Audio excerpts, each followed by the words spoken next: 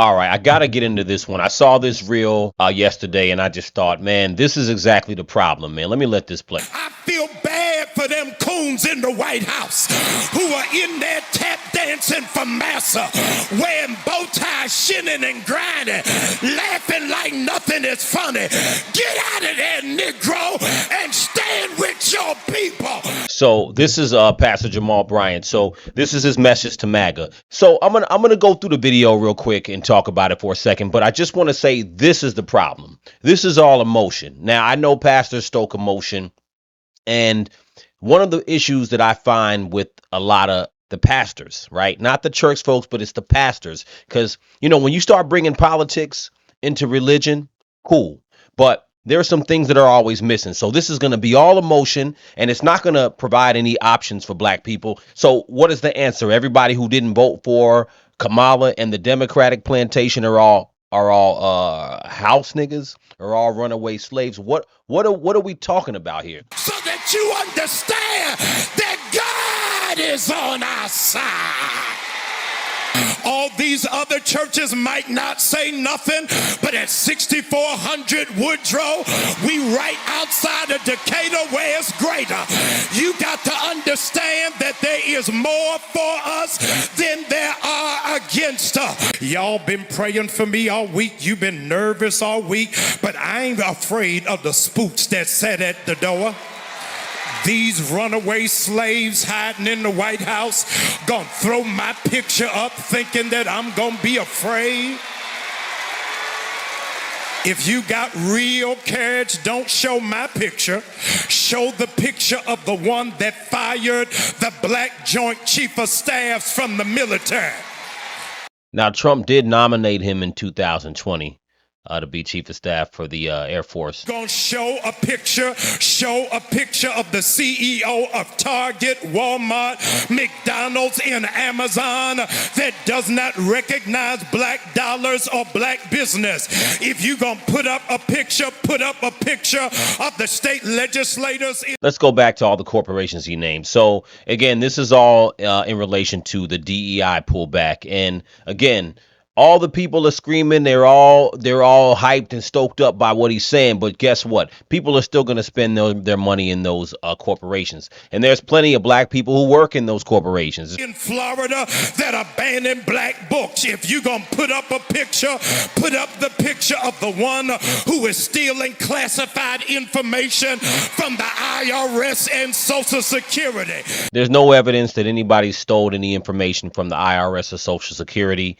All the Doge is doing. See, when we get away from our emotions, we can just talk about what's actually happened. All that's happening is that they're looking into the efficiency in Social Security, Medicare, the entitlement programs. They've already found fraud already. Now, if we want to ignore the fraud they found, that's cool.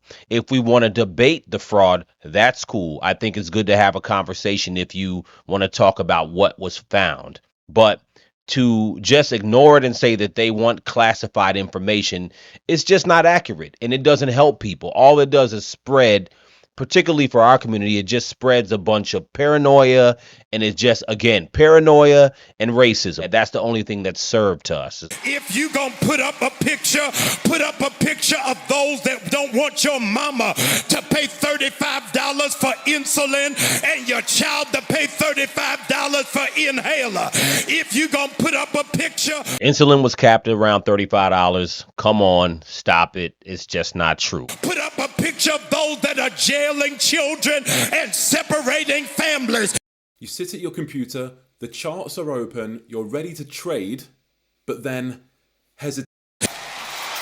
You gonna put up a picture of those that are jailing children and separating families.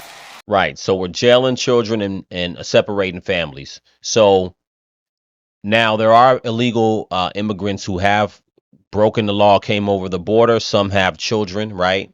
But what they're doing is they are deporting people. That's what happens when you break into any country illegally and you have not had permission to be there. That will happen in any country. America is actually the most lenient country when it comes to immigration. So if you brought your child and your whole family and you went into any other country, guess what? Your ass would have got deported far faster than in the US. So let's keep it real. Now, again, most of the people being deported, I mean, I'm just keeping it funky here. Most of the people being deported aren't even black. But you know what? It's always on our back. It's always about our motion. We are at the churches doing it. Now, this is no attack on any particular religion. It's not even the issue about religion. This is about a lot of times what happens in the black church, unfortunately. I don't have a problem with him being against Trump. That's fine. Being against Trump, being against this administration, that part is cool. But the dialogue as far as the community, our community, we not having any dialogue based on anything than emotion and racism. We're not really talking about anything outside of that. We're not talking any details. There's no meat in anything that he's saying, right? So, and then even the issues that we're supposed to have an issue with as far as black people, it has a lot of it don't have a lot to do with racism. There are many people losing their job in the government right now that are not black.